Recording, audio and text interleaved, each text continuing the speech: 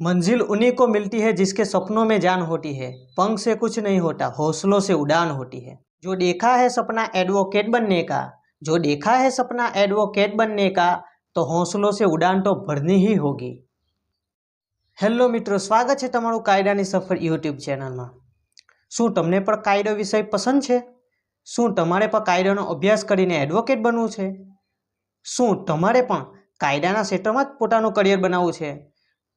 તો કાયદાના ક્ષેત્રમાં પોતાનું કરિયર બનાવવા માટે અને કાયદાનો અભ્યાસ કરીને એડવોકેટ બનવા માટે શું કરવું જરૂરી છે?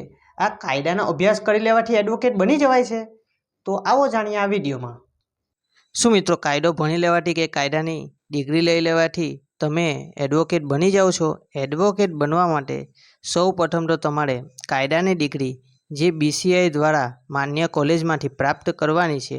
કાયદાની ડિગ્રી માટે તમે ગ્રેજ્યુએશન પછી 3 વર્ષની LLB પર કરી શકો છો, અથવા તમે 12મા ધોરણ પછી 5 વર્ષનો BA LLBનો કોર્સ કરી શકો છો।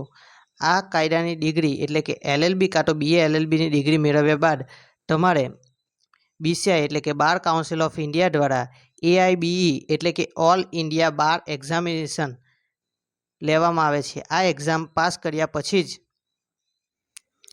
જ તમે એડવોકેટ તરીકે કોર્ટમાં પ્રેક્ટિસ કરી શકો છો અને બહારથી આવતા કેસને પણ તમે કોર્ટમાં લડી શકો છો।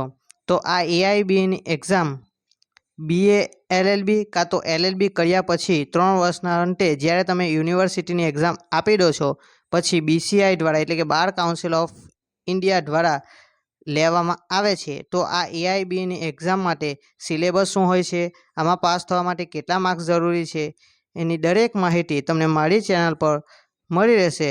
તો મારી ચેનલને સબસ્ક્રાઈબ કરવાનું ના ભૂલતા।